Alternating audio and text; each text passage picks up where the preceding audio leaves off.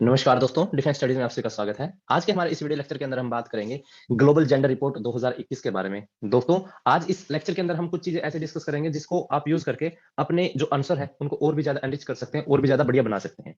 तो डेफिनेटली आपको पता ही है कि हमारे चैनल के ऊपर एक लेक्चर सीरीज स्टार्ट हो रखी है जिसका नाम है फैक्टोलॉजी। उसके अंदर हम उन टॉपिक्स को डिस्कस कर सकते हैं जिसका आप यूज करके अपने मार्क्स को कम से कम भी 20 प्लस ज्यादा स्कोर बढ़ा सकते हैं। जैसे कि अगर आपका स्कोर 80 जा रहा है तो आप अपना स्कोर इजीली 100 या 110 तक आराम से पहुंचा सकते हैं पेपर 2 के अंदर। तो चलिए आज के इस लेक्चर को हम स्टार्ट करते हैं। तो सबसे पहले आते हैं मेरे बारे में कुछ इन्फॉर्मेशन। अगर आप इच्छुक है तो आप इसको पढ़ सकते हैं। आज का जो हमारा टॉपिक है या फिर आज का जो एजेंडा है डिस्कशन का वो है ग्लोबल जेंडर गैप रिपोर्ट 2021। तो बेसिकली इसका कंटेक्स्ट क्या है, तो आपको बता दूं कि 2021 की जो रिपोर्ट आई थी, हालांकि अभी 2022 हो चुका है, अभी तक ये जेंडर गैप रिपोर्ट दोबारा आई नहीं है। जब आएगी तो हम इसके ऊपर एक और लेक्चर बना देंगे। तो अभी हम 2021 वाला ही पढ़ेंगे। तो उसमें क्या था, वर्ल्ड इकोनॉमिक जो फोरम है वो अपनी अलग अलग टाइप की रिपोर्ट तैयार करता है। ठीक है, उसमें से एक रिपोर्ट है ग्लोबल जेंडर गैप रिपोर्ट। ठीक है, 2021 में इसको पब्लिश किया गया था और इसके अंदर जो इंडिया की रैंक आई थी वो आई थी 140। दोस्तों, अगर आपको नहीं पता है तो 2020 के अंदर इंडिया की जो रैंक आई थी वो आई थी 112, जो अभी घट गई है, यानी कि 28 स्टॉप है या फिर सॉरी 28 स्पोर्ट या फिर 28 रैंक हम अब नीचे गिर गए हैं। यानी अभी हमारे क्या हो गए, 140। यानी कि हमारी कंट्री के अंदर जो अभी जेंडर गैप है वो बड़ा है। ठीक है, तो हम ये बात भी बोल सकते हैं या फिर हम ये बात बोल सकते हैं कि वुमेन है और मैन है, इनके बीच की जो इनइक्वालिटी का जो डिफरेंस है वो अभी बढ़ गया है। ठीक है, अभी इसको टॉप किसने किया है, तो टॉप क्या है, आइसलैंड ने। दोस्तों, आइसलैंड एक ऐसी कंट्री है जो लगातार 12 साल से इस पर्टिकुलर रैंक को टॉप कर रहा है। यानी कि ग्लोबल जेंडर गैप रिपोर्ट है उसमें सबसे पहला स्थान कहां पे है, किसका है, आइसलैंड का है। इससे हम क्या डिडक्ट कर सकते हैं कि आइसलैंड एक ऐसी कंट्री है जहां पर जेंडर गैप है या फिर मैन वुमेन के बीच की जो इनइक्वालिटी है वो कम से कम है। ठीक है, ये बात भी हम बोल सकते हैं। उसके बाद हम आते हैं कि जेंडर गैप रिपोर्ट का जो प्राइम गोल है वो क्या है। तो देखिए दोस्तों, आपको पता ही है कि हमारे पास एक सस्टेनेबल डेवलपमेंट गोल्स नाम से एक चीज आई थी। ठीक है, हमें ये अचीव करने हैं 2030 तक। तो 2030 तक इसमें क्या है दोस्तों, पेरिस क्लाइमेट डील की ही उसका ही रिजल्ट है ये। और इसके अंदर हमने 17 गोल डिसाइड किए थे, अलग अलग टाइप से अलग अलग गोल है। और इन सभी गोल का आप यूज हर आपके अगर 4 ऐसे आपको लिखने हैं पेपर 2 के अंदर, तो उसमें से कम एक ऐसे के अंदर तो आप ये डेफिनेटली लिख सकते हैं। और उसमें भी आपको ये घबराने की जरूरत नहीं कौन से ऐसे में लिखना है, आप इसको आराम से पहचान सकते हैं। जैसे मान लो कोई पॉवर्टी पे ऐसे आए हो तो आप लिख देना कि सस्टेनेबल डेवलपमेंट गोल को अचीव करना है, इसलिए हमें ये काम करने पड़ेंगे। अगर हंगर के ऊपर आए हो तो 2 नंबर, तीसरा हेल्थ के ऊपर है, चौथा आपका एजुकेशन के ऊपर है। यानी कि आपको बस थीम पहचाननी कि थीम कौन सी है, उस थीम को पहचानो और उसमें से एक गोल उठा के वहां पे रख दो कि ये गोल वहां पे है। जैसे मान लो अगर आप क्लाइमेट के ऊपर बोलना है तो गोल नंबर 13, 14, 15 है, तो आप इनको आराम से बता सकते हो कि हमें क्लाइमेट चेंज हो रहा है और उसके लिए हम इन गोल को अचीव करना है, या फिर वे फॉरवर्ड में आप इनको आराम से रख सकते हो। तो आज का जो हमारा जेंडर गैप वाला है, तो वो गोल नंबर कौन सा है, वो गोल नंबर है आपका 5। तो हमें अगर सस्टेनेबल डेवलपमेंट गोल को अचीव करना है तो उसमें से गोल नंबर 5 को भी अचीव करना पड़ेगा। और 5 किसके रिलेटेड है, जेंडर गैप के, यानी कि जेंडर इनइक्वालिटी के। ठीक है, उसके बाद आता है इसके अंदर कि कौन कौन से 4 डायमेंशन हैं जो कि जेंडर गैप में देखे जाते हैं। तो पहले तो बात ये देखी जाती है कि वुमेन का जो पार्टिसिपेशन है वो कहां कहां पे है। जैसे कि पहला तो इकोनॉमी के सेक्टर में, यानी इकोनॉमिक पार्टिसिपेशन एंड अपॉर्चुनिटी कैसी है वुमेन की। दूसरी क्या है, एजुकेशन अटेनमेंट। तीसरा है आपका हेल्थ एंड सर्वाइवल। और चौथा है पॉलिटिकल एम्पावरमेंट। ठीक है दोस्तों, ये क्वेश्चन आ सकता है आपका, एक सेकंड में पिछली स्लाइड पे जाता हूं। आपका क्वेश्चन भी आ सकता है, पेपर 1 में भी आ सकता है इवन, कि जेंडर गैप रिपोर्ट के अंदर जो आपके कंपोनेंट है उनमें से पहचानिए इनमें से कौन सा कंपोनेंट नहीं है। तो वहां पे कोई भी आपको पॉलिटिकल एम्पावरमेंट को छोड़े कुछ भी आपके दे देंगे। ठीक है, तो आपको पहचानना है। ठीक है दोस्तों, ये आ सकता है।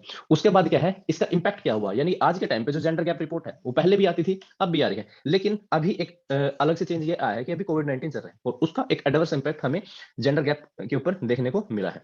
जैसे कि सबसे पहला जो है वो जॉब लॉस का है। बहुत सारी ऐसी वुमेन थी जो कि बाहर जाकर काम करती थी, लेकिन बिकॉज ऑफ कोविड-19 सिचुएशन उनको अब घर पे रह के काम करना पड़ा है, जिससे कि उनको अपनी जॉब से भी हाथ धोना पड़ गया।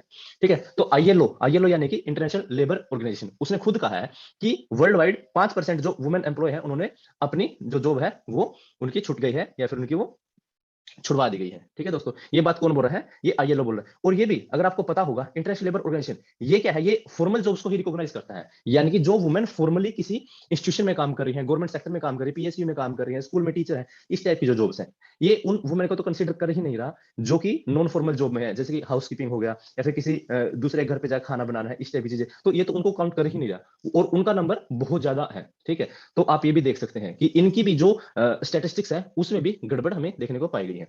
उसके बाद आता है कि जो जेंडर पैरिटी है वो फ्यूचर में और भी ज्यादा इंक्रीज हो जाएगी, क्योंकि कोविड-19 सिचुएशन ऐसे ही है, उसने अलग अलग जेंडर सेग्रीगेशंस बना दी हैं और उसकी वजह से ऑक्यूपेशन में भी दिक्कतें आ रही हैं। ठीक है, उसके बाद जो तीसरी चीज है वो क्या है, वो ये बता रहा है कुछ सेक्टर ऐसे हैं जहां पे वुमेन की जो रिप्रेजेंटेशन है वो बहुत ही कम है। ठीक है, जैसे कि अभी क्या बोल रहा है कि 3 सेक्टर उन्होंने पहचाने हैं कि एक तो क्लाउड कंप्यूटिंग है, क्लाउड कंप्यूटिंग में वुमेन की पार्टिसिपेशन कितनी है, सिर्फ 14%। उसके बाद इंजीनियरिंग है, वहां पे 20% है, और डाटा एंड आर्टिफिशियल इंटेलिजेंस, जो कि आज के टाइम पर सबसे ज्यादा बूमिंग एरिया है। यानी बूमिंग एरिया कौन कौन सा? क्लाउड कंप्यूटिंग और डाटा एंड आर्टिफिशियल इंटेलिजेंस। यहाँ पे सिर्फ वुमेन की पार्टिसिपेशन 32% है, जो कि बहुत ही कम है। तो ये हमें सारी सिचुएशन किसके अंदर देखने को मिल रहा है? कोविड-19 के इंपैक्ट में इसका बहुत ज्यादा रोल है। ठीक है, उसके बाद कुछ की फाइंडिंग्स भी हैं।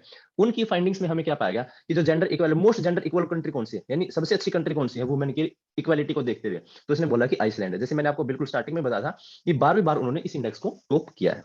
उसके बाद दोस्तों कौन सी ऐसी कंट्री है जिसने सबसे ज्यादा प्रोग्रेस दिखाई है? तो दिखाई किसने दोस्तों? बांग्लादेश के अंदर। तो बांग्लादेश के अंदर जो वुमेन है, वो मतलब जो स्टेट के हेड की पोजीशंस है, जैसे कि अभी वहां पे जो उनकी पीएम है वो भी एक लेडी ही है। तो उन्होंने लगातार 50 साल से वो अपना एक जो वुमेन को एम्पावरमेंट दी है पॉलिटिकल वे में, वो बहुत ही ज्यादा हाई। ठीक है, तो बांग्लादेश इसका आप यूज कर सकते हैं इंडिया बांग्लादेश रिलेशनशिप के अंदर। ठीक है, तो उसके बाद क्या है? Which regions in the world has the largest gap in the gender parity, यानी आज के टाइम पे सबसे ज्यादा जेंडर पैरिटी में सबसे ज्यादा गैप कहां पर देखने को पाया गया है? तो डेफिनेटली आप सभी को ये तो बात आप तुक्का मार सकते हैं कि नॉर्थ अफ्रीका और मिडिल ईस्ट का जो एरिया है, वहां पर वुमेन की कंडीशन सबसे ज्यादा लो है, और वहां पर जेंडर गैप हमें बहुत ज्यादा देखने को पाया गया है। वहां पर जो लार्जेस्ट गैप है और वो कितना है? लगभग 39% है। ठीक है दोस्तों, ये आज की इस वीडियो के अंदर जो बात बोली गई है वो सिर्फ जेंडर गैप के बारे में ही बोली गई है। लेकिन अगर आपको भी पेपर 2 के लिए प्रिपेयर करना है, खासकर सीएपीएफ असिस्टेंट कमांडर 2022 के लिए, तो आप हमारे एक समाधान कोर्स हमारे चैनल के ऊपर स्टार्ट हो रखा है। अगर आप भी चाहते हैं उसके साथ जुड़ना, तो उसके अंदर हम आपके स्कोर को इंश्योर करेंगे, आपका स्कोर कम से कम भी 100 के पास बिल्कुल आराम से पहुंच जाए। और हमारे अंदर बहुत सारे ऐसे कैंडिडेट हैं जो कि ऑलरेडी इस टारगेट को अचीव कर चुके हैं। ठीक है दोस्तों, पिछले वाले अटेम्प्ट में भी कुछ बच्चों का सिलेक्शन हुआ था, तो आप इसको देख सकते हैं। इसके अंदर हम बहुत ही कॉम्प्रिहेंसिव तरीके से आपकी तैयारी करवाते हैं। एक तो आपको थीम वाइज है ना, हम सभी के सभी थीम वाइज सिलेबस को कवर करवाने की कोशिश करेंगे, और वो सिलेबस कवर करवाने की कोशिश करेंगे जो कि यूपीएससी ने खुद डिफाइन किया है। आपको अगर पता नहीं है तो जो यूपीएससी है अपने सिलेबस के बाहर कभी क्वेश्चन नहीं पूछता। हर बार जो क्वेश्चन आते हैं आपको लगता है कि सरप्राइज क्वेश्चन है, लेकिन वो असल में सरप्राइज नहीं होते, वो ऑलरेडी ही लेकिन ऐसे होते हैं कि सभी लोग उसको पहचान नहीं पाते। बट हमारे यहाँ पे हम उसको आपको एक एक चीज बताएंगे कि कैसे आपको पहचानना है कि किस टॉपिक से कैसा क्वेश्चन आ सकता है। ठीक है, तो यहाँ पे हमने एक टेस्ट सीरीज कर रखी है पेपर 2 के रिगार्डिंग, बहुत ही कॉम्प्रिहेंसिव टेस्ट सीरीज है। उसके अंदर 12 टेस्ट आपके कंडक्ट किए जाएंगे, उसमें से 4 आपके फुल लेंथ टेस्ट हैं। उसके साथ ही आपको एक लेक्चर सीरीज दी जाएगी जिसके अंदर आपकी सभी टूल्स एंड ट्रिक्स को डिस्कस किया जाएगा कि किस तरीके से आप अपने स्कोर को मैक्सिमाइज कर सकते हैं। उसके बाद अभी रिसेंटली हमने इंटर सिक्योरिटी के ऊपर लेक्चर्स बना रहे हैं, वो हमारे अपडेटेड है 2022 को। ठीक है, और उसके साथ ही क्या है, फैक्टोलॉजी नाम से जो सीरीज है मैं डिस्कस कर रहा हूँ, ये भी पेपर 2 के लिए ही है। उसके बाद रिपोर्ट राइटिंग, आर्गुमेंट राइटिंग, ऐसे राइटिंग, इंग्लिश ग्रामर, सभी चीजें यहाँ पर डिस्कस की जा रही हैं। आपकी हिस्ट्री का हथौड़ा नाम से एक सीरीज भी स्टार्ट है, जिसके अंदर आप हिस्ट्री के उन पर्सनैलिटीज के बारे में या फिर उन इंपॉर्टेंट इवेंट्स के बारे में जान सकते हैं जहां से आपके क्वेश्चन मोस्ट प्रोबेबल है। उसके साथ ही हम यहाँ पे अपनी all India test series conduct करवाते हैं जो कि फ्रीली अवेलेबल है। अगर आप उसको अटेम्प्ट करना चाहते हो तो डेफिनेटली आप उसको अटेम्प्ट कीजिए और अपना देखिए कि हम किस तरीके से फीडबैक देते हैं आपको, क्या चीजें आपके कोर एरियाज हैं, किन सिचुएशंस में आप लैक कर रहे हैं या कहाँ पे आप अपनी परफॉर्मेंस को अच्छा से नहीं दिखा पा रहे हैं, और उसको किस तरीके से इंप्रूव करते हैं। तो वो हम सभी चीजें यहाँ पे डिस्कस करेंगे। उसके बाद क्या है दोस्तों, हम यहाँ पे एक आर्ट ऑफ एसे राइटिंग भी सिखाते हैं आपको, किस तरीके से आप अपने ऐसे को और अच्छा बना सकते हैं। साथ में हम पीवाईक्यू यानी कि प्रीवियस एनालिसिस करवाते हैं, वो भी इन डेप्थ एनालिसिस होगी, जिसके अंदर हम आपको ए टू जेड कंपोनेंट बताएंगे यूपीएससी कहां से कैसा क्वेश्चन पूछ रहा है, क्यों पूछ रहा है और किस तरीके से उसको अटेम्प्ट किया जा सकता है। तो दोस्तों अगर आपको अगर देखना है ये पेड समाधान ग्रुप, तो आप हमें ज्वाइन कर सकते हैं। और ज्वाइन करने के लिए आप हमें व्हाट्सअप कीजिए 8930919491 के ऊपर, या आप हमें ईमेल भी कर सकते हैं defensestudy007@gmail.com के ऊपर। टेलीग्राम चैनल के ऊपर हम बहुत सारे क्विजेस करवाते हैं, हमारा कंटेंट है, बहुत सारा फ्री स्टडी मटेरियल है, तो आप इसको एक्सेस कर सकते हैं। और अगर आप कोर्स को देखना चाहते हैं कि क्या क्या उसमें है, तो आप एक बार प्ले स्टोर पर जाइए, वहां पे डिफेंस स्टडीज नाम की ऐप है, या फिर आप इस पर्टिकुलर जो क्यूआर कोड है इसको स्कैन करके भी इसको एक्सेस कर सकते हैं। तो आज की इस वीडियो को देखने के लिए बहुत बहुत धन्यवाद। जय हिंद, जय भारत।